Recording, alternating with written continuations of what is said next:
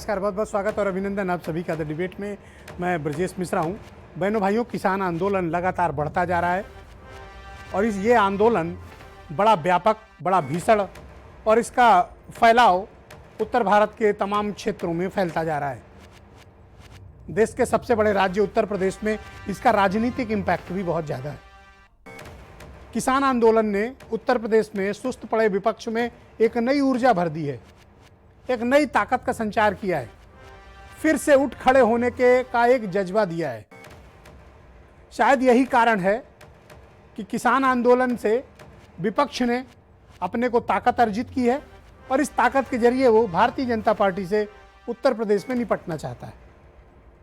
किसान आंदोलन का आज 20 दिन पूरा हो चुका है। स्थितियां जस की तस हैं। आज प्राइम मिनिस्टर की स्पीच के बाद अब ये स्पष्ट हो चुका है कि सरकार ये खेती से जुड़े तीनों कानून वापस लेने के किसी भी तरह के मूड में नहीं है। सरकार इसकी सफलता की चीज़ें गिना रही है। सरकार बताना चाहती है कि ये बेहतर और अच्छा कानून है। किसान इस कानून को ठीक नहीं मानते हैं, अपने लिए डेथ वारंट मानते हैं, अपने लिए बर्बादी का कानून मानते हैं और ये समझते हैं कि उनकी खेती कारपोरेट के हाथ चली जाएगी और उनका कृषि उत्पाद कौड़ियों के भाव में बाजार बेचने को मजबूर होंगे और वो वापस मजदूरी करने को विवश हो जाएंगे। किसानों के बीच जो भी शंकाएं हैं, सरकार उसका समाधान करने में अब तक विफल रही है। शायद यही कारण है कि विपक्ष ने किसान आंदोलन को दलीय राजनीति से हटके भी सही एक समर्थन दिया है। इस समर्थन का नतीजा है कि किसान आंदोलन काफी चढ़ गया है। अब बीजेपी लाख कह ले कि विपक्ष इसमें राजनीतिकरण कर रहा है, लेकिन इस देश में जब भी किसान आंदोलन 80 90 के दशक में हुए हैं, हमेशा विपक्षी दलों ने बड़ी भूमिका निभाई है। यहां तक कि भारतीय जनता पार्टी भी हर किसान आंदोलन का प्रमुख हिस्सा हुआ करती थी। आज तस्वीर पलट गई है। मेज के इस साइड भारतीय जनता पार्टी और उस साइड विपक्ष है और स्थितियां कमोबेश वही हैं। हल निकालने के सारे रास्ते एक एक करके बंद होते जा रहे हैं। किसानों की बात तो एक तरफ, अब मुद्दों को लेकर जिस प्रकार की राजनीति हो रही है वो एक अलग विषय है। तो मसला क्या है कि इस किसान आंदोलन ने सुस्त पड़े विपक्ष में जान कैसे ला दी। जो भारतीय जनता पार्टी को विपक्ष घेरने में नाकाम होता था हर बार, आज किसान आंदोलन की आड़ में विपक्ष ने भारतीय जनता पार्टी को दिल्ली से लेकर उत्तर प्रदेश तक घेर लिया है और इस घेरे जाने का एक बड़ा प्रमाण आज मिला। आम आदमी पार्टी जो दिल्ली की एक छोटी सी पार्टी है, दिल्ली में उनकी 3 बार से सरकार है, दिल्ली में हर बार बीजेपी को हरा देते हैं। अब पता नहीं उनके पास क्या टेक्निक और क्या टैक्टिक्स है, वो बीजेपी को दिल्ली में ठीक कर देते हैं। अब उन्होंने ऐलान किया है, उनके राष्ट्रीय संयोजक और दिल्ली के चीफ मिनिस्टर अरविंद केजरीवाल ने, कि आम आदमी पार्टी उत्तर प्रदेश में 2022 का विधानसभा चुनाव पूरी ताकत से लड़ेगी। यह कैसे संभव हो पाया? किसान आंदोलन। समाजवादी पार्टी पर यह आरोप लगते रहे हैं कि वो घर पे बैठ चुकी है, वो जनता की राजनीति नहीं करती है, वो उसके नेता घरों से नहीं निकलते हैं। लिहाजा किसान आंदोलन ने समाजवादियों को यह मौका दे दिया, वो सड़क पर आ गए। और इस दिसंबर महीने में 2 बार ऐसा हुआ कि समाजवादी पार्टी ने बड़ा प्रदर्शन, मैसिव स्केल पे प्रदर्शन किया उत्तर प्रदेश में। एक बार तो खुद उनके पार्टी के राष्ट्रीय अध्यक्ष अखिलेश यादव ने लखनऊ में गिरफ्तारी तक दी। अब आ जाइए कांग्रेस पर। कांग्रेस पर भी ये तोहमत थी कि ये साहब ट्विटर की राजनीति करते हैं, लेकिन कांग्रेस ने भी अपने कार्यकर्ताओं में जान भरी, कोशिश की, प्रदर्शन किए, मेमोरेंडम्स दिए, गिरफ्तारियां दी और किसान आंदोलन को आगे बढ़ाने की कोशिश की। यानी सबके कवर में अंत में आप पाएंगे तो किसान आंदोलन ही मिलेगा। विपक्ष जनता को, किसानों को यह समझाने में कामयाब रहा है कि ये किसान की खेती से जुड़े ये तीनों कानून दरअसल कारपोरेट के लिए हैं, ये किसान विरोधी हैं, ये किसानों को खत्म कर देंगे, ये किसानी खत्म कर देंगे, ये खेती खत्म कर देंगे, आपको और हमको परेशान कर देंगे। विपक्ष ये समझाने में ना कामयाब रहा है।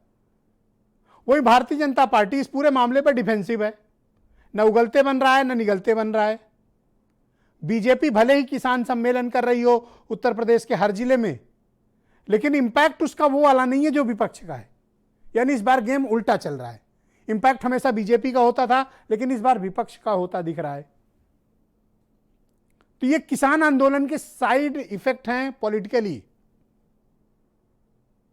इस देश में जब भी आंदोलन हुए हैं उसका राजनीतिक फायदा पॉलिटिकल पार्टीज ने उठाया है और इसके प्रमाण मौजूद हैं। चाहे अन्ना हजारे का आंदोलन रहा हो, चाहे रामदेव का आंदोलन रहा हो, या इसके पहले के बड़े आंदोलन रहे हो, सबने उसका राजनीतिक फायदा उठाया है। तो कोई ये होली काऊ बन के, पवित्र गाय बन के ये नहीं कह सकता कि हम आंदोलनों का राजनीतिकरण नहीं करते हैं। इस देश में हर आंदोलन का राजनीतिकरण हुआ है। 70 के दशक से लेकर अब तक इस पर खुली बहस होनी चाहिए। तो अब किसान आंदोलन का भी राजनीतिकरण हो रहा है, उसके भी पॉलिटिकल बेनिफिशियरी हैं। और ये जो कानून लेकर आए हैं और आपाधापी में आए हैं, और जिस प्रकार का पॉलिटिकल जेस्चर बीजेपी दे रही है, वैसे ऐसे लगता है कि बीजेपी कुछ गिल्ट कॉन्शियस है उनके भीतर। वरना क्या कारण था कि विंटर सेशन, शीतकालीन सत्र संसद का इस बार नहीं होगा? क्यों? जब कोरोना था तब आपने सत्र बुलाकर तीनों कानून खेती से जुड़े पास कर दिए। अब जब इस पर चर्चा होनी है या इसको लेकर हंगामा होगा तो इस बार शीतकालीन सत्र नहीं होगा। यानी भारतीय जनता पार्टी भी पसोपेश में है, केंद्रीय सरकार भी परेशान है, क्योंकि इतना मैसिव, ऑर्गेनाइज्ड, दृढ़ संकल्पित और परिणाम लेकर ही खत्म होने वाला आंदोलन बहुत दिनों के बाद आया है। शायद अन्ना हजारे के बाद, या फिर उसके भी पहले के प्रश्न हो सकते हैं। तो इस किसान आंदोलन का राजनीतिक फायदा किसको मिल रहा है? इसके राजनीतिक निहितार्थ क्या हैं? क्या बीजेपी फंस गई है इस मामले में? किसान, कारपोरेट और सरकार के बीच बीजेपी ट्रैप हो गई है, या विपक्ष ने इस मौके का भरपूर लाभ उठाया है, फुल टोकरी लाभ उठाया है? कुछ बयान सुनिए, फिर आज एक डिबेट को आगे बढ़ाएंगे। हाल में हुए कृषि सुधारों की मांग बरसों से की जा रही है। आज जो लोग विपक्ष में बैठकर किसानों को भ्रमित कर रहे हैं, वो भी अपनी सरकार के समय इन कृषि सुधारों के समर्थन में थे। आज उत्तर प्रदेश को प्रगति की राह पे चलने से कौन रोक रहा है? यूपी की गंदी राजनीति और भ्रष्ट नेता। आने वाले 2022 के विधानसभा चुनाव में आम आदमी पार्टी उत्तर प्रदेश में चुनाव लड़ेगी। कोई मंडी समाप्त करने वाले नहीं मित्रों, क्यों? किसानों को स्वतंत्रता है, राज्य के अंदर बेच सकते हैं, राज्य के बाहर बेच सकते हैं, किसी व्यापारी को बेच सकते हैं, कहीं भी बेच सकते हैं। निश्चित रूप से जिस तरीके का उत्साह और समर्थन किसानों ने आज यहाँ पर दिखाया है, और सबने विश्वास व्यक्त किया कि वो मोदी जी और योगी जी की नीतियों के साथ है। सरकार अडानी और अंबानी की गुलाम सरकार है, उन्हीं के लिए कानून लाया गया है।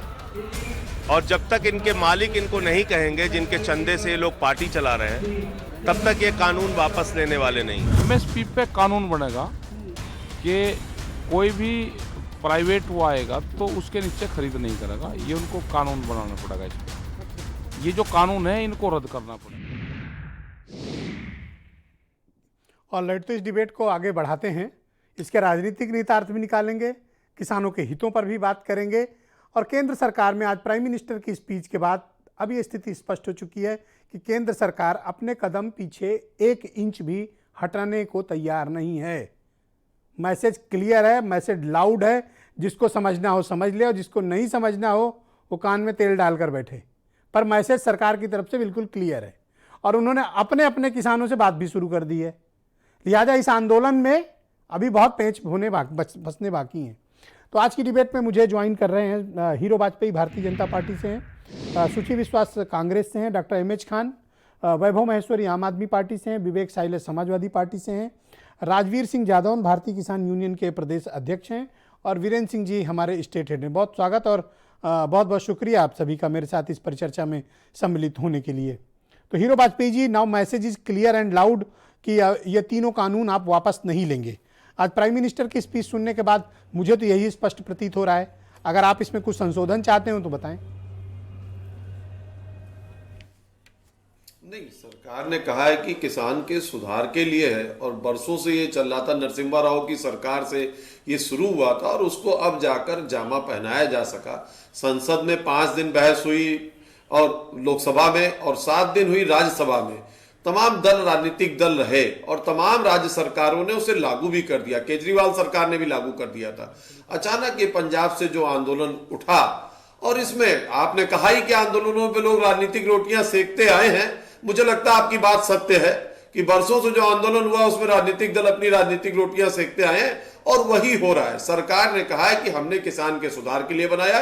जो प्रस्ताव आपने दिए बहुत से सरकार तैयार है कि इस पर हो सकता है, आप बैठिए वार्ता करिए, लेकिन केवल हर वार्ता के बाद यह कह देना कि आप बिल वापस ले लीजिए, इस पर सरकार को लगता है कि बिल तो आपके सुधार के लिए है। हमने लोगों से बात करी है भाई, जब उनको नहीं चाहिए तो आप उनको ये कानून जबरदस्ती क्यों दे रहे हैं? आपको कोई दिक्कत है तो आप बात करिए। और वार्ता आज भी कृषि मंत्री ने कहा है कि वार्ता 1-2 दिन में फिर शुरू होगी, वार्ता होगी, निपट जाएगा मसला। मेरे दोस्त हीरो वाजपेयी मुझे ये बताएं कि जब किसान कह रहे हैं कि साहब हमें ये कानून नहीं चाहिए, तो आप उनको जबरदस्ती उनकी आय दुगनी क्यों करना चाहते हो? नहीं चाहिए भाई। देखिए, लोग कहते थे, ब्रजेश जी मुझे 10 सेकंड सुन लीजिएगा। लोग कहते थे हमें जीएसटी नहीं चाहिए, व्यापारियों को नहीं अच्छा लगता। कल को लोग कहेंगे हमें इनकम टैक्स नहीं चाहिए, कल मीडिया हाउस कहेंगे हम पर कोई प्रतिबंध नहीं होना चाहिए। तो ये तो हर किसी को जो कानून आएगा वो थोड़ा कष्टकारी लगता है, लेकिन हम सर्वस्व किसानों की चिंता करते हैं। कुछ चंद लोगों को हो सकता है कुछ कानूनों से कष्ट हो, पर देश की जनता के हित में और किसान हित में ये कानून है। ओके, आज आम आदमी पार्टी के चीफ और दिल्ली के चीफ मिनिस्टर अरविंद केजरीवाल ने ऐलान किया है कि 22 में वो आपसे निपटने उत्तर प्रदेश आ रहे हैं। मैंने सोशल मीडिया पर भी देखा कि आप लोगों ने काफ़ी कुछ ट्रेंड चलाने की कोशिश की। अब आम आदमी पार्टी उत्तर प्रदेश में आ रही है, आपको कोई थ्रेट महसूस हो रही है? देखिए, तमाम आएंगी, आम आदमी पार्टी आएगी, ओवैसी की पार्टी आएगी, तमाम छोटे छोटे दल अपने गठबंधन बनाएंगे। और ये तो जब लोकतंत्र है तो कोई भी चुनाव लड़ने कहीं भी आ सकता है हिंदुस्तान में, उसके लिए तो कोई रोक है नहीं। हाँ, जहां तक बात है उत्तर प्रदेश में चुनाव लड़ने की, योगी आदित्यनाथ के नेतृत्व में जनता के आशीर्वाद से एक प्रचंड बहुमत की सरकार चल रही है और 2022 में पुनः हम जनता के आशीर्वाद से प्रचंड बहुमत की सरकार बनाएंगे। ऑलराइट, विवेक साइलस, समाजवादी पार्टी के प्रवक्ता। विवेक जी, मैं आपसे समझना चाहता हूं, आज प्राइम मिनिस्टर की स्पीच के बाद now things are clear, loud and clear है कि अब ये कानून सरकार वापस लेने के मूड में एकदम नहीं है। बातचीत के रास्ते बंद हैं, अपने अपने किसानों से बात हो रही है, जिनसे अपनी दोस्ती है उनसे बातचीत भी हो रही है। 20 दिन हो गया है, कई किसान भाई हमारे शहीद हो चुके हैं। देखिए, और मुझे मार्ग प्रशस्त होता दिख नहीं रहा है अभी इस गतिरोध के टूटने का। जी, ये बहुत दुखद है विजय जी, मार्ग तो दिख नहीं रहा है। और जिस तरह से प्रधानमंत्री जी ने आज बयान दिया, जो कि अभी आपने दिखाया, तो प्रधानमंत्री जी हैं बिल्कुल कॉरपोरेट के एक एजेंट की तरह बात कर रहे हैं, जो कि हमको नजर आया। और ये लोग विजय जी, ये भारतीय जनता पार्टी, ये सब राजनीतिक ठग हैं। इन लोगों ने कई बातें की थी, पहले महिलाओं को लेकर बातें की थी, महिलाओं को आप देख लीजिए क्या हाल हो चुका है। महंगाई को लेकर चुनाव से पहले बात की थी, किसानों को लेकर बात की थी, रोजगार को लेकर बात की थी, डीजल पेट्रोल को लेकर बात की थी। कहीं नहीं खरे उतरते हैं। जहां दिक्कत आती है हिंदुस्तान या प्रदेश में, कोई भी डिजास्टर हो जाता है, उसको विपक्ष के सामने डाल देते हैं कि विपक्ष भड़का रहा है। आज किसानों के लिए भी यही कह रहे हैं कि विपक्ष भड़का रहा है। अगर ये लॉ इतना अच्छा होता, कानून इतना अच्छा होता ब्रजेश जी, तो आज किसान ठंड में शहीद ना हो रहा होता, घर में बैठ के पटाखे छोड़ रहा होता और घी के दिए जला रहा होता। अगर कानून इतना अच्छा हो रहा है, क्या किसान को नजर नहीं आ रहा है कितने बड़े बड़े वेयर हाउसेस? 7 मई 2020 को मैं पूछता हूं, डेट नोट कर लीजिएगा हीरो वाजपेयी। हाँ, तब तो लॉकडाउन था। हाँ, लॉकडाउन के समय में आपके हरियाणा सरकार ने मनोहर लाल खट्टर ने बात सुन लीजिए, बात सुन लीजिए हीरो जी, बात सुन लीजिए, मैंने बोला नहीं था, फर्स्ट राउंड है, बोलते रहिएगा। ओके, 7 मई 2020 को मनोहर लाल खट्टर साहब की सरकार ने 100 एकड़ का अलॉटमेंट अडानी साहब को क्यों किया, जबकि पूरा देश कोरोना में लॉकडाउन था। विवेक साइलस, एक आरोप ये लग रहा है कि समाजवादी पार्टी मुद्दा विहीन थी। अरे आप किसान आंदोलन की आड़ में समाजवादी पार्टी उत्तर प्रदेश में अपनी राजनीति चमकाना चाहती है और किसानों की आड़ लेकर आप बीजेपी को घेर रहे हैं क्योंकि आपके पास मुद्दे नहीं है, ऐसा आरोप लग रहा है। देखिए ब्रजेश जी, मुद्दा चाहे कोई भी हो, आप देख लीजिए, चाहे सोनभद्र में गोली चली हुई दलितों पे, चाहे प्रतापगढ़ का मामला हो, कोई भी बालिका गृह का मामला हो, या आपका हाथरस का जो कांड हुआ, समाजवादी पार्टी हमेशा रही और भारतीय जनता पार्टी हमेशा इस बात को कहती रही कि ये सब विपक्ष की चाल है। दुनिया भर के कांड आपकी सरकार में हो जाए, एनसीआरबी की रिपोर्ट आपकी सरकार को नेगेटिव बताती रहे, लेकिन हर चीज के लिए विपक्ष जिम्मेदार है। डीएमएसपी गुंडाई करें, व्यापारियों को गोली मार दें, उसके लिए भी विपक्ष जिम्मेदार है। हीरो जी, अब इस तरह की राजनीति उत्तर प्रदेश और देश में नहीं चलने वाली है। देश और प्रदेश अच्छी तरह समझ गया है चुनाव कि में आप लोगों की मंशा क्या है। आम आदमी पार्टी की एंट्री जनता हो ने रही है। आपको कई बार आईना दिखाया है। Thank you Hero ji, please. अभी गोरखपुर और वाराणसी दोनों चुनाव हार के आ रहे हैं। आम आदमी पार्टी सीन में आ चुकी है विवेक जी, वो लड़ना चाहते हैं उत्तर प्रदेश में चुनाव। देखिए, आम आदमी पार्टी अगर चुनाव लड़ना चाहती है तो अच्छी बात है, वो लड़ना चाहते हैं तो संवैधानिक तौर से वो स्वतंत्र हैं। ओके, अगर वो लड़ना चाहते हैं तो आए, तो कोई भी कहीं से लड़ सकता है चुनाव। आप उनका वेलकम करते हैं? हम उनको प्रतिद्वंदी फिलहाल तो नहीं मानते। ओके, वेलकम नहीं करते हैं, प्रतिद्वंदी नहीं मानते, उनको कोई रोक भी नहीं सकता। ऑलराइट, सुचि विश्वास कांग्रेस की स्पोक्स पर्सन है। सुचि जी, बहुत स्वागत आपका। मैं आपसे जानना चाहता हूं, आज प्राइम मिनिस्टर की स्पीच के बाद बहुत लाउड और क्लियर मैसेज गया है कि सरकार पीछे नहीं हटेगी और ये तीनों कानून जो खेती से जुड़े हुए हैं इनको वापस लेने का सरकार का कोई इरादा है नहीं। बातचीत भी फिलहाल काफ़ी दिनों से बंद पड़ी हुई है, 20 दिन हो गए हैं, ये गतिरोध टूट नहीं रहा है। देखिए, प्रधानमंत्री जी की स्पीच को गंभीरता से नहीं लेना चाहिए, क्योंकि प्रेस कॉन्फ्रेंस छोड़ के सिर्फ वो स्पीचेस ही देते हैं, मनमोहक स्पीचेस देते हैं, मनमोहक लेटर्स लिखते हैं, मनमोहक एडवर्टाइजिंग करते हैं। और वो कॉरपोरेट्स के चौकीदारी जो कर रहे थे, तो मालिकों के अस्तित्व की बात है, उनके प्रति उनकी भरपूर निष्ठा है, उसी से जुड़ी हुई उनकी स्पीच थी। तो एक नागरिक के तौर पर, एक किसान परिवार से संबंध रखने के तौर पर, एक राजनीतिक प्रतिनिधि के तौर पर मैं समझती हूँ कि ये देश के लिए दुर्भाग्य है कि ऐसे प्रधानमंत्री नसीब हैं जो किसान और उसका मर्म नहीं समझते। दूसरा, 5 चरणों की बातचीत के बाद भी यदि किसान, ये आंदोलन और उग्र होगा और कांग्रेस समेत लगभग 26 दलों का इसका समर्थन है। और जिस तरह कांग्रेस चारों तरफ बॉर्डर पर किसान इकट्ठे हो रहे हैं, जिस तरह लंगर चल रहा है, जिस तरह उसको कवरेज हो रहा है और जिस तरह इतना दमन के बावजूद हम किसानों के हौसले देख रहे हैं, तो सरकार कितना भी प्रयास कर ले। हालांकि आपके ऊपर आरोप लग रहा है कि इस आंदोलन की आड़ में कांग्रेस अपनी राजनीतिक रोटियां सेक रही है। देखिए, 73 वर्षों से जो ये प्रणाली थी, चाहे वो एमएसपी हो, चाहे गल्ला मंडियां हो, चाहे उत्कृष्ट एमएसपी की व्यवस्था हो, चाहे हरियाणा और पंजाब के अभी जो 1900 करोड़ का घाटा एमएसपी में अक्टूबर नवंबर के दौरान हुआ, मक्का, कपास, तिलहन, सोयाबीन, अन्य तमाम किसानों में देश भर में अलग अलग राज्यों में, तो कांग्रेस पे आरोप और प्रत्यारोप, कांग्रेस मुक्त भारत की परिकल्पना, जो भी उत्तर प्रदेश में दुर्घटित हो तो मुगल जिम्मेदार हैं, देश में कुछ बिगड़े तो नेहरू जी जिम्मेदार हैं, अर्थव्यवस्था बर्बाद हो जाए तो वो एक्ट ऑफ गॉड है, और इससे भी कुछ ज्यादा हो तो टू मच डेमोक्रेसी है। तो इस नाकारा गवर्नमेंट से हम इससे ज्यादा तीसरा आरोप ये लग रहा है कि उत्तर प्रदेश में आप अपनी जमीन मजबूत करने के लिए किसानों का इस्तेमाल कर रही हैं। देखिए, ये इस्तेमाल शब्द भारतीय जनता पार्टी को शोभा देता है। वो माफीनामे से लेके और असैसिनेशन तक का इस्तेमाल करते हैं। हम कांग्रेस हैं, हम देश की आत्मा हैं, हम किसान में भी हैं, महिला में भी हैं, जवान में भी हैं, सरहद पर भी हैं और नौजवान में भी हैं। तो ये सरकार की जो तुच्छ शब्दावली है और तुच्छ आरोप प्रत्यारोप की राजनीति है, मैं इसकी निंदा करती हूँ। एक स्वर में कांग्रेस किसानों के साथ खड़ी है और ये काले कानून वापस होने चाहिए। जी, थैंक यू मैम। वैभव महेश्वरी आम आदमी पार्टी के स्पोक्स पर्सन है। वैभव, मैं आपसे जानना चाहता हूं कि किसान आंदोलन की आड़ में आप उत्तर प्रदेश में एंट्री चाहते हैं, शायद इसीलिए आपकी पार्टी के राष्ट्रीय संयोजक ने ये मुफीद मौका चुना कि जब पूरी अराजकता फैली हो, हर तरफ परेशानियां चल रही हों, किसान आंदोलन इतना बड़ा चल रहा हो, तो आप चुपके से उत्तर प्रदेश में एंट्री कर जाएं। आप शायद इसी मकसद से आना चाहते हैं उत्तर प्रदेश में। देखिए, अराजकता तो 2014 से ही फैली हुई है ब्रिजेश जी। मतलब जिस दिन से आए उस दिन से अराजकता।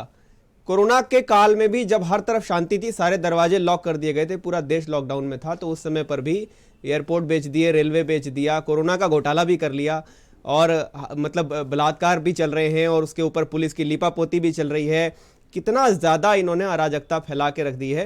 तो ऐसे में आम आदमी पार्टी तब भी सेवा कर रही थी। लॉकडाउन के समय भी हम अपने अस्पतालों को ठीक कर रहे थे, अपनी व्यवस्थाएं ठीक कर रहे थे।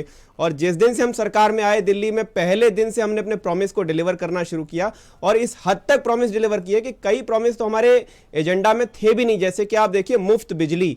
क्या कोई सोच सकता था कि इस देश में कोई पार्टी फ्री में बिजली भी दे सकती है। और वो भी जब मैंने खुद सुना था कि फ्री में बिजली हम देने जा रहे हैं तो मुझे लगा ये ज्यादा दिन चल नहीं पाएगा, लेकिन जब उसका मॉड्यूल सुना और उसका फॉर्मूला सुना तो लगा कि वाकई ये सिर्फ हम कर सकते हैं, क्योंकि हमारे पास सच्ची नीयत है, हमारे पास विल पावर है, हमारे पास वो दिमाग है कि हम वो कर सकते हैं। पढ़े लिखों की पार्टी है, इरादे वालों की पार्टी है। तो अराजकता वाला शब्द हमारे साथ नहीं चिपकता। है जो उत्तर प्रदेश में घनघोर जातिवाद कर रही हो, एक जाति को गाली दे रही हो घूम घूम के। ये तो आपको सभी को पता है कि उत्तर प्रदेश में 94% लोगों को इग्नोर करके 6% लोगों की राजनीति की जा रही है, तो बराबर पता चलता है। हर घटना के अंदर इसकी चीख चीख के इसके सबूत मिल रहे हैं।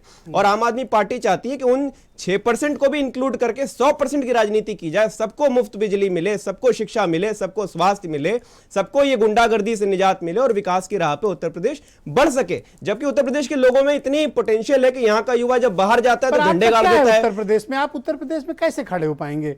आपका क्या जनाधार है? कौन सी जाति आपके साथ है उत्तर? देखिए, हर वो आदमी जो बिजली के बिलों से परेशान है, नहीं है उत्तर प्रदेश में, आप कैसे खड़े होइएगा? हर वो आदमी जो बिजली के बिलों से परेशान है वो हमारे साथ है, जिसको इलाज नहीं मिलता वो हमारे साथ है, जिसको अपने बच्चे जो महंगे स्कूलों में पढ़ाने पड़ते हैं या बाहर भेजने पड़ते हैं वो आम आदमी पार्टी के साथ है, जिसको थानों में दरोगा के सामने गिड़गिड़ाना पड़ता है इंसाफ के लिए वो हमारे साथ है। तो इतने बड़े जनाधार को नकारा नहीं जा सकता, ये सबके सब हमारे साथ। ये उत्तर प्रदेश है, आप एक बार फिर से सोच लीजिए एंट्री करने से पहले। उत्तर प्रदेश असीम संभावनाओं वाला प्रदेश है, क्योंकि सबसे ज्यादा दुखता हुआ प्रदेश है ये, इसलिए यहां पर सबसे ज्यादा संभावनाएं हैं। आम आदमी पार्टी इसको देखकर यहां पर उतरने का मन बना चुकी है।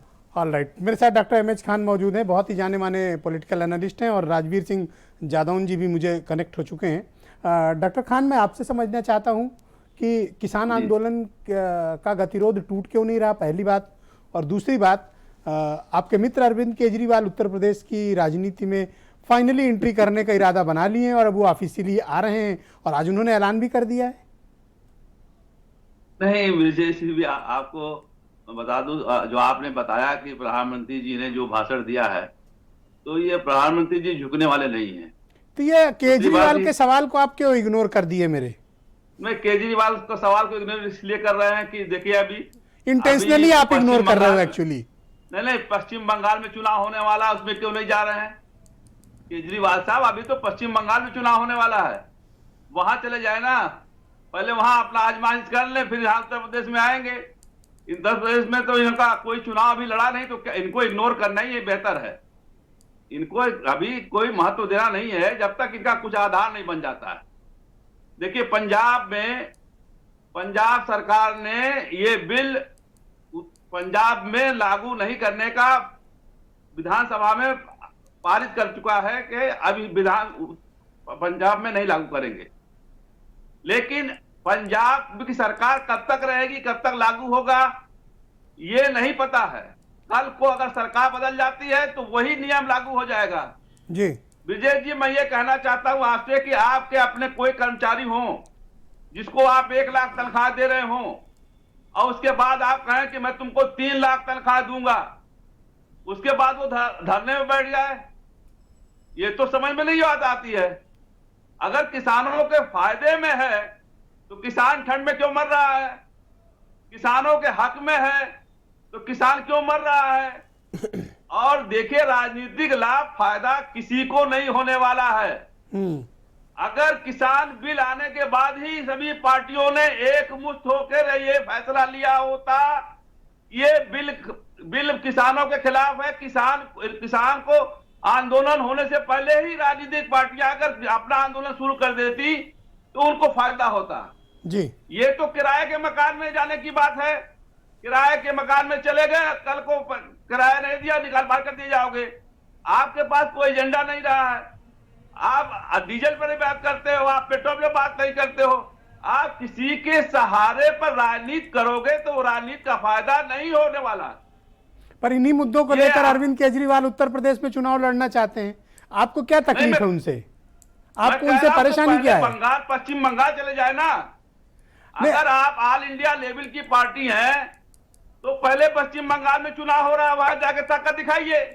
नहीं तो क्या अरविंद केजरीवाल आपसे एनओसी ले कहीं चुनाव लड़ने से पहले? तो क्या मतलब है यहाँ नहीं, क्यों ना लड़े उत्तर प्रदेश में चुनाव? क्या मतलब है?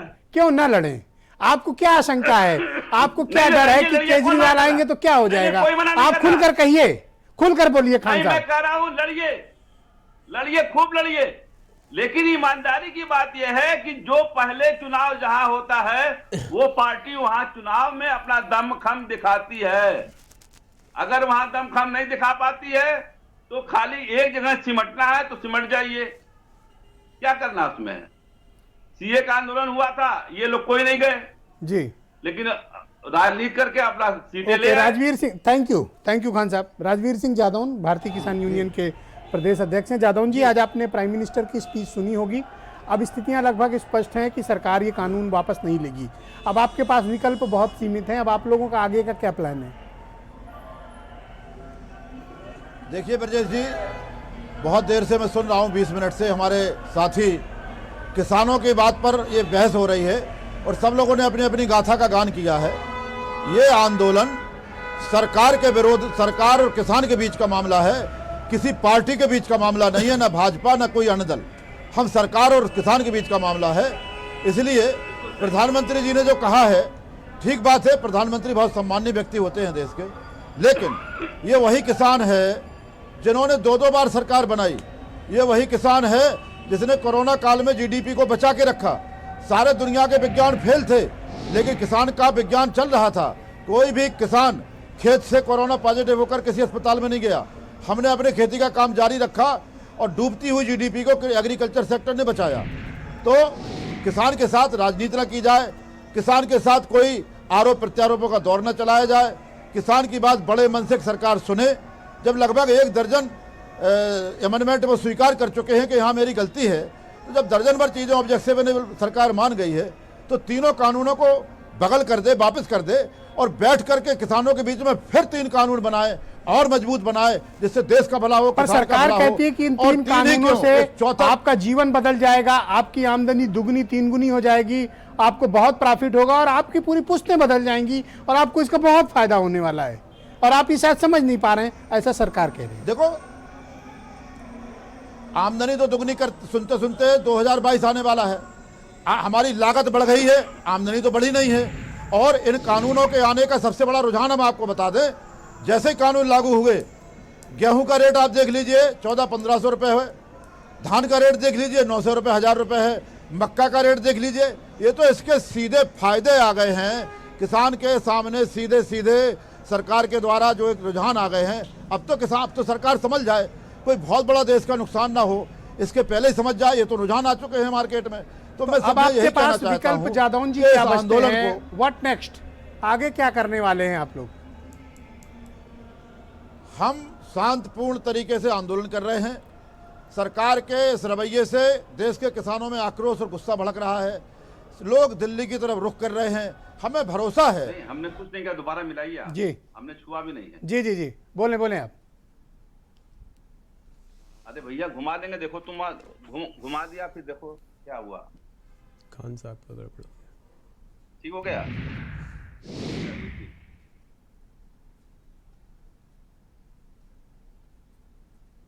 जादौन जी थैंक यू, मैं आपको सुन नहीं पा रहा हूँ, आपकी आवाज हम वापस कनेक्ट करने की कोशिश करते हैं। बहुत बहुत शुक्रिया, please wait. All right Jadaun साहब प्लीज वेट, आपके ऑडियो में कुछ प्रॉब्लम आ रही, मैं वापस कनेक्ट करता हूँ आपको। जादौन साहब please wait. All right, Virendra Singh ji करवाइए। वीरेंद्र सिंह जी जुड़ चुके हैं। भाई वीरेंद्र, आवाज मुझे आ रही है। जी जी हाँ, जादौन साहब अंतिम प्रश्न है मेरा आपसे, फिर मैं वीरेंद्र जी को कनेक्ट करता हूँ। अब आपके पास क्या विकल्प बचते हैं जी? आपका आंदोलन कितना लंबा खींचेगा? कोई मियाद तय की है? क्योंकि सरकार ने अपना पक्ष स्पष्ट कर दिया है।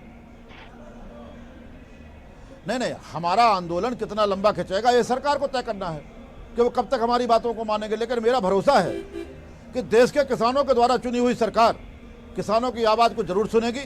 सरकार अपने रवैये में बदलाव लाएगी। हम कानूनों को ऐसा नहीं कह रहे कि कानून कभी खत्म कर दो, बनाओ ही नहीं। इन कानूनों को एक बार हटा करके फिर एक अच्छे से अच्छा, वो कौन से किसान हैं जो आज एग्रीकल्चर मिनिस्टर से और सरकारों से मिल रहे हैं और कह रहे हैं कि साहब आंदोलन स्थगित करते हैं? वो कौन से किसान हैं? वो ब्रजेश जी हमें नहीं पता कौन से किसान हैं। जो हम आंदोलनकारी किसान हैं, जो हमारी 40 लोगों की कमेटी है और उनमें से शॉर्ट लिस्ट करके 13 लोग जो तैयार किए गए राकेश टिकैत की अगुवाई में, उनमें से कोई किसान नहीं है। अब कौन किसान भाई है मैं तो नहीं कह सकता। हो सकता उन किसान भाइयों को सरकार के द्वारा या सरकार के उठाए कदमों के द्वारा फायदा हो रहा हो। हम उस तरफ नहीं जाना चाहते। इस केवल गुमराह करने वाली बात है। फिर हम All right. आपसे कहना वीरेंद्र- चाहते हैं कि एमएसपी के लिए कानून जी, बना दें। all right. मैंने आपकी बात एमएसपी नोट का कर एक ली। कानून, 3 कानून ये दुरुस्त कर लें और एक एमएसपी का Thank कानून you. बना दें। Thank you. नए Please- 4 कानून बना Please दें, wait. किसान खुश हो जाएगा। प्लीज वेट जादव जी, वीरेंद्र जी जुड़ चुके हैं। भाई वीरेंद्र जी देखिए, गतिरोध लगातार कायम है, रास्ता कुछ नहीं निकल रहा। प्राइम मिनिस्टर की स्पीच के बाद चीज़ें स्पष्ट हो चुकी हैं, सरकार कानून वापस लेने के कोई मूड में नहीं है और इसके राजनीतिक लाभ भी कुछ पार्टियां उठा रही हैं, जैसे वैभव महेश्वरी की पार्टी। अब वो आज उत्तर प्रदेश में एंट्री करने का तरीका ढूंढ लिया। मतलब आपदा में अगर किसी ने राजनीतिक अवसर तलाशा तो वो है खान साहब के दोस्त की पार्टी, आम आदमी party. Virendra ji go ahead. देखिए, आज आपको ब्रांडिंग कर देंगे, आप आज चिंता न करें। मामला ये है कि किसान आंदोलन ने विपक्ष को क्या संजीवनी दी है। उत्तर प्रदेश में 4 साल के करीब सरकार होने वाली है और केंद्र में मोदी सरकार का दूसरा कार्यकाल है। मोदी सरकार के 7 सालों में ये पहला ऐसा मौका है जब इतना बड़ा आंदोलन इस सरकार के खिलाफ खड़ा हुआ है। आज एक बात ये कही गई कि जब नया कानून आता है, अगर जीएसटी आया था तो व्यापारी विरोध कर सकते थे और जितने कानून आए उनका लोग विरोध कर सकते थे कि इनकम टैक्स का विरोध करने लगे, उसका विरोध करने लगे। तो बीजेपी का लाया हुआ सब कानून सही है और कांग्रेस का लाया हुआ कानून खराब था। डंकल प्रस्ताव का विरोध किसने किया था इस देश में? ये जो डिसइन्वेस्टमेंट है, फॉरेन इन्वेस्टमेंट का विरोध किसने किया था? क्या बीजेपी इन सब का विरोध नहीं करती थी तब क्या वो कानून सही थे या खराब थे? जी, ऐसा है कि जो हम करें वो सही और हम करें तो रासलीला, तुम करो तो कैरेक्टर ढीला। बस बात इतनी सी है और कुछ नहीं है। आज अरविंद केजरीवाल ने यह ऐलान किया कि यूपी में चुनाव लड़ेंगे। वो एक राज्य के मुख्यमंत्री हैं, वो 3 बार लगातार चुनाव जीते हैं। अगर वो ये कहते हैं कि हम स्कूलों की व्यवस्था कॉन्वेंट स्कूलों से अच्छी कर देंगे सरकारी स्कूलों की तुलना में, आप कहते हैं कि हम स्वास्थ्य की सुविधा मोहल्ला क्लिनिक से बड़े बड़े अस्पतालों को फेल कर देंगे, हम फ्री बिजली देंगे, तो दर्द क्यों हो किसी को? केजरीवाल की पार्टी उत्तर प्रदेश में जितनी सक्रिय होगी, बीजेपी को उतना डंट लगेगा। बीजेपी यूथ आम आदमी पार्टी के साथ जाएगा तो बीजेपी का नुकसान होगा। सवाल आम आदमी पार्टी को वोट देगा पढ़ा लिखा तबका तो बीजेपी का नुकसान होगा। तो दर्द तो बीजेपी को सबसे ज्यादा होगा। उत्तर प्रदेश में तो जाति आधारित राजनीति होती है, इनके साथ कौन सी जाति है? जात पर न पात पर, ये सब कोई अब सब बात खत्म हो चुकी है। अब बात होगी तो विकास पर। दिल्ली ने क्यों चुना आखिर केजरीवाल को 3 बार, ये बताएं। नहीं, मेरा इंटरेस्ट आज में इनके पास चाबी कौन सी है कि बीजेपी को हरा देते हैं?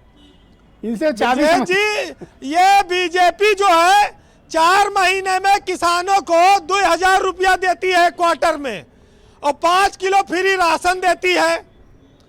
और अगर केजरीवाल फ्री बिजली दे रहे हैं और अगर स्कूल अच्छा कर देंगे, फ्री इलाज करेंगे, तो दर्द कहें अब बराबरी मुकाबला है।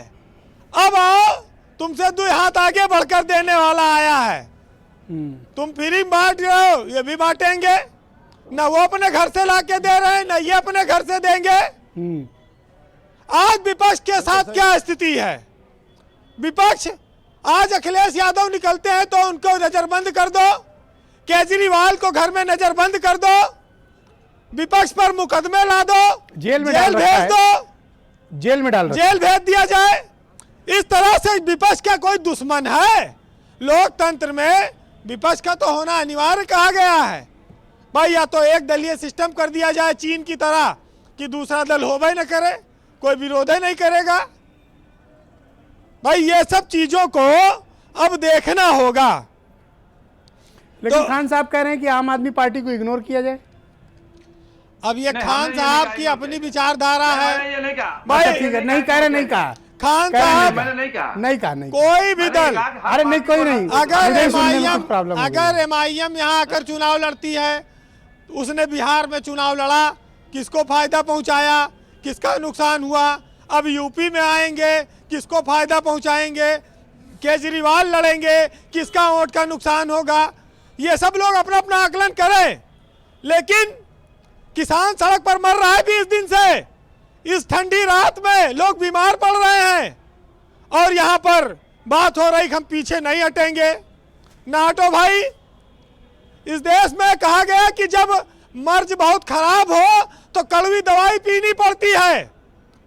आप पियो कड़वी दवाई, 7 साल से पी रहे हो कड़वी दवाई, देखो कब इलाज का फायदा होगा। अब ये तो देश की जनता तय करे। वो जब तक बीजेपी को वोट देती रहेगी, बीजेपी का हर फैसला सही है। एक चीज आज मैंने और देखी कि जैसे ही अरविंद केजरीवाल ने ऐलान किया कि वो चुनाव लड़ेंगे, बीजेपी अचानक से बहुत तेजी से हमलावर हो गई। इनके प्रवक्ताओं से लेकर डिप्टी चीफ मिनिस्टर, और सरकार ने तो एक स्पेशल प्रेस कॉन्फ्रेंस भी आयोजित की सिद्धार्थनाथ सिंह की। इतना भाव क्यों दे रहे हैं ये लोग आम आदमी पार्टी को? ऐसा है, संजय सिंह ने पूरा उत्तर प्रदेश मथ रखा है, बाकी सबको तो कोई न निकलने की फुर्सत है, और जो निकलना चाहता है उसका ये घर में नजरबंद कर देते। लाठी डंडा पुलिस इनके पास है ही है। तो इन्होंने संजय को फ्री क्यों छोड़ रखा है? अरे फ्री कहाँ, 13 मुकदमा उन पर भी लादा, 13-15 मुकदमा। अब ये तो राजनीति में हिम्मत की बात है, जो निकलेगा, जो चलेगा, जो खोएगा वो पाएगा। नहीं, मैं ये नहीं एनालाइज करता है कि बीजेपी आम आदमी पार्टी को इतना भाव क्यों दे रही है। बीजेपी आम आदमी पार्टी जो भी वोट काटेगी, बीजेपी का वोट काटेगी। बीजेपी इसलिए डरी हुई है, और आम आदमी पार्टी शहरी क्षेत्रों में असर डालेगी। आप देखिएगा। लेकिन दिल्ली वाली चाबी लेके आएंगे ये यूपी? अरे भाई, उनके पास इतना बड़ा बड़ा ऑफर है, फार्मूला है। ये 4 महीना में 2000 दे रहे हैं किसान को, गरीब को। वो कहेंगे हम हर महीना 2000 देंगे। बिजली बिल लो, हम 250 यूनिट दे रहे हैं फ्री जी, लो, देना है। खान साहब सबसे पहले अप्लाई करेंगे। भाई देखिए, लड़ाई अब राजनीति में कौन क्या ऑफर देगा इसी की तो है। किसका मैनिफेस्टो क्या है, कंक्लूड करें। अखिलेश यादव के कार्यकर्ताओं को लाठियों से पीटा गया, जेल में बंद किया जा रहा है। बहुत कार्यकर्ता समाजवादी पार्टियों के कार्यकर्ताओं के सर फट रहे हैं। तो बीजेपी भी कभी विपक्ष में थी, वो भी चोट खाई है। तो चोट खाई है तो उसका बदला चोट से ले, फिर जनता अपना तय करेगी। चलिए 4 लाइन कहता हूं ब्रजेश जी। किसी चीज को जितना दबाओगे वो उतना और बड़े रूप में सामने आएगी। कि कितने चेहरे लगे हैं, चेहरों पर क्या हकीकत है और सियासत क्या, अब हवाएं ही करेंगी रोशनी का फैसला। और जिस दिए में जान होगी वो दिया रह जाएगा। और 1000 बर्फ गिरे, लाख आंधियां उठे, वो फूल खिल के रहेंगे जो खिलने वाले हैं। बहुत बहुत शुक्रिया वीरेंद्र जी। आप अपने संक्षिप्त संबोधन में वो महत्वपूर्ण बातें कहे जाते हैं जो हम लोग घंटों डिबेट करके भी उस तथ्य को नहीं निकाल पाते हैं, वो आप अपनी चंद लाइनों में वो बात कहे जाते हैं। बहुत बहुत शुक्रिया, बहुत बहुत धन्यवाद। हीरो वाजपेयी जी, देखिए किसानों ने तो स्पष्ट कर दिया। जादौन जी आपके साथ जुड़े हुए हैं, आपने सुनी होगी उनकी बात, उनकी पार्टी के नेताओं की भी बात सुनी होगी। बिना परिणाम लिए किसान ये आंदोलन खत्म नहीं करेंगे और दिल्ली बॉर्डर नहीं छोड़ेंगे। बतौर गवर्नमेंट आपकी और रूलिंग पार्टी, ये आपका नैतिक और राजनीतिक दायित्व है कि इस संकट का समाधान निकालें। आपके पास क्या विकल्प और क्या हल है इसका? आज ही कृषि मंत्री जी का बयान आया है कि आगे वार्ता होने के लिए कोई दिन फिर तय होगा और वार्ता शुरू हो जाएगी। सभी लोग, मुझे लगता है कि इस नजरिए से देख रहे हैं कि इसका हल निकल आएगा, किसान संगठन भी और सरकार भी।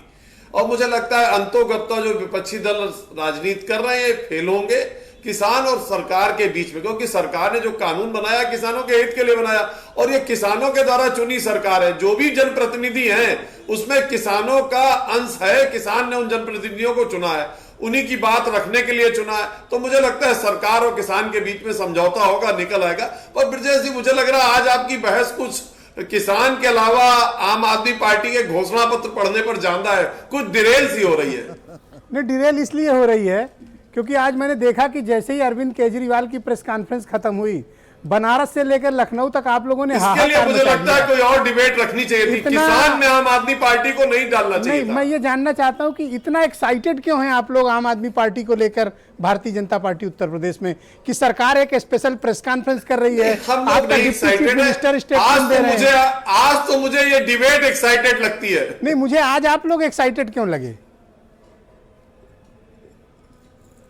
देखिए, हम तो रूलिंग पार्टी है, अगर हम उत्साह में नहीं रहेंगे तो कौन उत्साह में रहेगा? इनसे कोई जनता की प्रॉब्लम चिंता आपको? हम नहीं करेंगे, कौन करेगा? तो इनसे क्या प्रॉब्लम है आपको?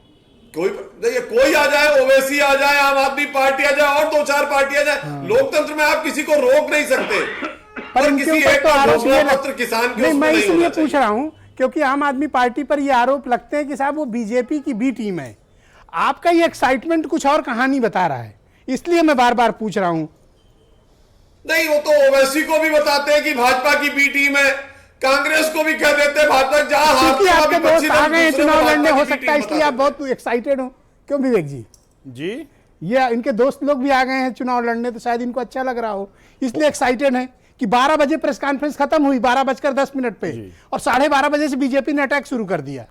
अब ये क्या कॉम्बिनेशन है, मैं समझ नहीं पाया इन लोगों का। ये कॉम्बिनेशन, अब हम क्या बोले इस पे मैं ज्यादा टिप्पणी नहीं करना चाहूंगा, लेकिन हीरो वाजपेयी साहब ने अभी एक बात कही किसानों को लेके, ब्रजेश जी, कि वार्ता का दौर चल रहा है और आगे बढ़ रहा है, तो इन्हीं की पार्टी के एक सांसद हैं सनी देओल, उनकी एक पिक्चर का डायलॉग याद आ गया मुझे, दामिनी पिक्चर का, तारीख पे तारीख, तारीख पे तारीख और तारीख पे तारीख, इन्हीं के सांसद थे। तो किसानों को ये तारीख में फंसा के उनका नाजायज फायदा उठाना चाहते हैं, और किसी न किसी तरह से, हीरो जी मैं बोलता नहीं ना, आपके आगे अगर मैं बोला तो बोल लीजिए, कोई बात नहीं, आप बोलें। नहीं, आप नहीं, एक कह दिया ना आपने, एक दूसरे के साथ प्रेम और सम्मान से पेश आए हम, बिल्कुल, और एक दूसरे के बीच में ना बोले। बोलिए विवेक जी। तो किसानों को ये तारीख के चक्करों में ना फंसाएं, और एक मजबूत इसका एक सलूशन निकाल के किसानों के सामने रखें, आप अपनी लड़ाई किसानों की आड़ में अपनी राजनीति क्यों कर रहे हैं विवेक जी? हम तो हर लोकतंत्र में संवाद तो चलता रहेगा विवेक जी। आपकी कुछ पर्सनल प्रॉब्लम है हीरो वाजपेयी जी, विवेक जी से कोई पर्सनल प्रॉब्लम है? नहीं, मेरा तो उनको बोलने दीजिए प्लीज। परिचय हुआ है पहली बार, तो बोलने दीजिए उनको। मैं तो बहुत कम चैनल पर रहता हूँ। ओके, बोलने विवेक जी, बोलिए। नहीं, हीरो जी शायद भूल रहे होंगे, मैं कई बार इनके साथ डिबेट कर चुका हूं। नो प्रॉब्लम एट ऑल, या कोई पर्सनल इशू नहीं बोल। तो मैं किसानों के लिए कह रहा था ब्रजेश जी, किसानों का आंदोलन तत्काल खत्म होना चाहिए, सरकार को कोई ना कोई पहल करके, और बहुत दुखद है जो प्रधानमंत्री जी ने आज कहा, उनकी बात से तो संदेश जा रहा है कि वो किसानों के हक में नहीं है, वो उद्योगपतियों के हक में है। इसमें आपका क्या काम है? अरे भाई, किसान आंदोलन करने दीजिए। देखिए आपसे क्या मतलब है? चाहे किसान हो, नौजवान हो, छात्र हो, बेरोजगार हो, महिला हो, या महंगाई की मामला हो, जो भी जनहित से जुड़ा कार्यक्रम है, अगर भारतीय जनता पार्टी उस पर खड़ी नहीं उतर रही है, बोल के आए, तो समाजवादी पार्टी विपक्ष में हमेशा खड़ी है और खड़ी रहेगी। जेल जाना पड़ेगा फिर, सोच लो। जेल जाने समाजवादी नहीं डरते, बिल्कुल नहीं डरते। कितने लोग जेल में, जरूरत पड़ेगी तो जेल भरो, आंदोलन भी करके दिखाएंगे। Okay, alright. सुची विश्वास जी मेरे साथ सम्मिलित हैं। सुची जी, आपने अभी हीरो वाजपेयी को बड़े गौर से सुना होगा, ये आज कुछ ज़्यादा एक्साइटेड हैं। एक्साइटेड इस बात से हैं कि आम आदमी पार्टी उत्तर प्रदेश में चुनाव लड़ने आ रही है। मैं आपकी प्रतिक्रिया जानना चाहता हूं इनके एक्साइटमेंट को लेके। नहीं, मुझे लगता है अभी नहीं एक्साइटेड है। एक्चुअली उनका एक्साइटमेंट निकल के आएगा जब ओवैसी साहब एंट्री करेंगे। ओके। क्योंकि वो गुरु भाई वाली फीलिंग आती है, एक्सट्रीमिस्ट हैं, एक जैसी विचारधारा है, तो जो वास्तविक एक्साइटमेंट चरम पर दिखाई देगा वो ओवैसी साहब के आने पर दिखाई देगा। आम आदमी पार्टी को लेकर वो इतना गंभीर होंगे मुझे नहीं लगता। आप महबूबा मुफ्ती के साथ किसने सरकार बनाई थी? आप तो जिन्ना के भी साथ रह चुके हैं। प्लीज, कोई किसी को देख नहीं पा रही हूँ कि कमेंट किसने किया। पत्थरबाजों को मासूम आप ही ने बताया था और किसानों को विलन बता रहे हैं। विवेक जी, ये तरीका ठीक नहीं। सुची जी किसी के बीच में नहीं बोलती, उनको बोलने दिया जाए। सुची जी, गो अहेड। हाँ, अगर ये पता चले कि स्टेटमेंट किसने दिया है, वो किस पार्टी का है, तभी मैं उत्तर नहीं, मैं नाम भिजवा दूंगा, पर्ची भेज दूंगा। तो आप बोले अपनी बात कहें। नहीं, इसकी आवश्यकता नहीं है जी।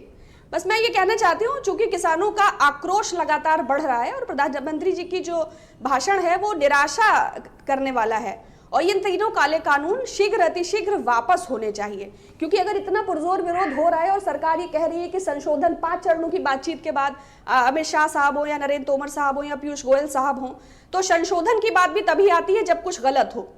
तो अगर इसके बजाय कानून ही वापस ले लिए जाएं, क्योंकि हमने देखा नोटबंदी में भी 46 संशोधन हुए, और एक फाइनेंशियल पर आज मैंने बीजेपी के कई प्रवक्ताओं के स्टेटमेंट सुने और हीरो जी को भी पहले चरण में सुना। उन्होंने कहा कि चूंकि कांग्रेस ने वादा किया था, तो ये आपका अधूरा वादा ये पूरा कर रहे हैं। इनको तो थैंक यू बोलिए कि आपका वादा पूरा कर रहे हैं ये।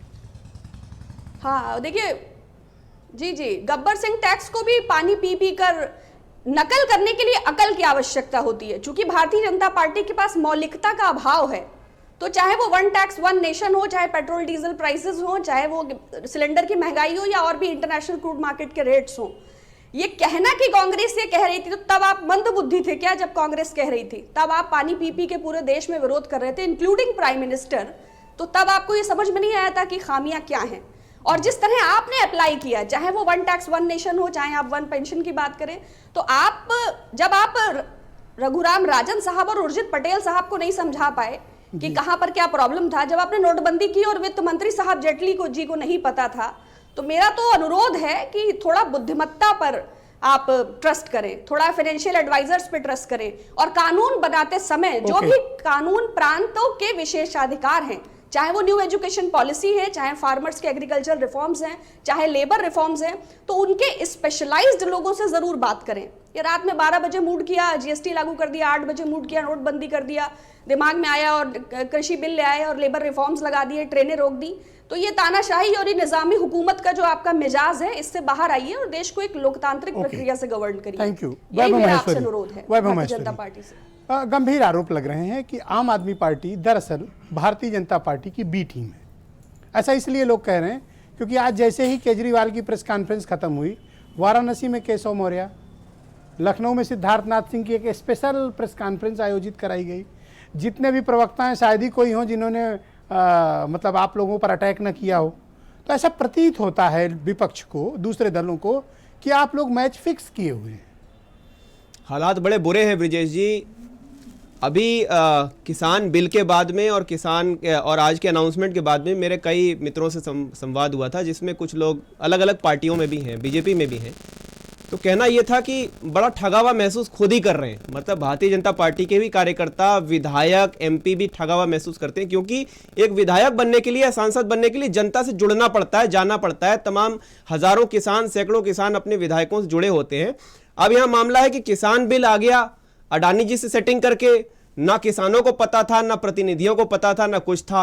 अब डिफेंड करना है, पार्टी लाइन आ गई, ये बोलना है, ये लाइन तो बेचारे आकर डिफेंड करते हैं। इनको खुद नहीं पता किसान से क्या फायदा होगा, लेकिन कहा कि प्रधानमंत्री जी ने कहा है तो इस सोच के ही कहा होगा। किसान कह रहा मेरा भला मत करो, मुझे माफ कर दो, ये बिल वापस ले लो, लेकिन प्रधानमंत्री जी ने कहा है तो कोई सोच के ही कहा होगा। इस लाइन पर पूरी पार्टी चल रही है, जो कि कितना कंफ्यूज लाइन है। अब रही आम आदमी पार्टी की बात, तो आम आदमी पार्टी क्यों नहीं उन किसानों के साथ में खड़ी होगी जिनका दिया हुआ हम खाते हैं और जिनके ऊपर पूरी देश की अर्थव्यवस्था टिकी हुई है। आप दिल्ली में देखिए, दिल्ली में किसानी का एरिया बहुत ज्यादा नहीं था, बहुत छोटा सा एरिया है, लेकिन एक बार बारिश आई थी और काफी फसल बर्बाद हुई थी। जो भी एरिया था, इकलौती देश की पार्टी थी जिसने किसानों को सबसे ज्यादा मुआवजा जो है 50,000 पर हेक्टेयर सवाल का जवाब बड़ी स्मार्टली इग्नोर कर दिया। नहीं, आप एक बार मैंने सवाल किया था कि आप भारतीय जनता पार्टी की बी टीम है, ऐसा प्रतीत होता है। और जो एक्साइटमेंट आज बीजेपी ने आपके आगमन पे दिखाया, ये थोड़ा सा पॉलिटिकली मुझे अचरज लगा। खान साहब को भी लगा होगा, लेकिन मैं आपसे सवाल पूछ रहा हूं। मैं बड़ा वेलकम करता हूं इनके रिएक्शन का। कम से कम देखिए तीर कहां जाके लगता है और दर्द कहां पे होता है। बी टीम 3 सीट लेकर पहले 5 साल गुजारने पड़े, अब की 7 सीट लेकर गुजार रहे हैं। यूपी में आ गई है, अब यूपी में पता नहीं कौन सी आंधी चल जाए, कितनी सीटें रह जाएं। जनता नहीं, कभी कभी जानबूझ के दोस्तों को भी तीर चुभाया जाता है, तो मतलब यह है कि कोई सेटिंग वगैरह तो नहीं है ना? मुझे तो लगता नहीं, इनके लहजे में कोई दोस्ताना दिखाई नहीं पड़ रहा है, मिर्च बहुत दिखाई पड़ रही है। मतलब हम कोई दुश्मन तो है नहीं, हम तो कह रहे हैं जनता हमारे साथ है, जनता हम जनता की बी टीम है भाई। डॉक्टर एमएच खान जी, क्या मैच फिक्स है क्या इन लोगों का? देखिए, अब इसको तो हम पहले से नहीं कह सकते कि मैच फिक्स है कि नहीं है, लेकिन किसी को भी चुनाव लड़ने का अधिकार है।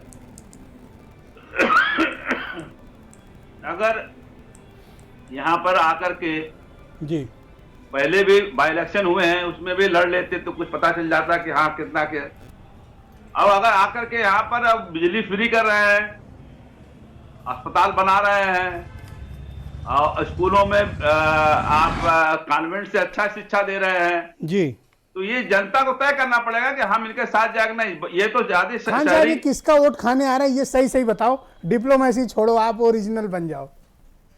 नहीं, ये तो बीजेपी का वोट खाने आ रहे हैं, तो भी बीजेपी की दोस्ती, बीजेपी का नुकसान करेंगे। ओके। और कोई किसी पार्टी से कोई नुकसान नहीं होने वाला है, बीजेपी ही का नुकसान होने वाला।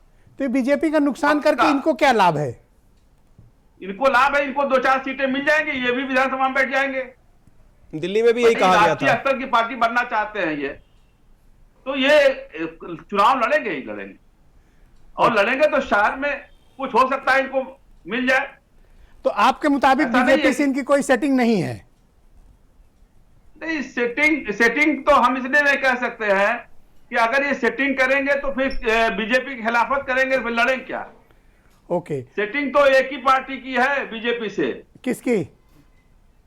बस अभी जो बात हो रही थी MIM की। अच्छा, हाँ, उनकी सेटिंग पक्की है। कैसे कैसे खान साहब, थोड़ा बताओ। नहीं, मैं वही बता रहा हूँ ना आपको, जो बिहार में उन्होंने किया।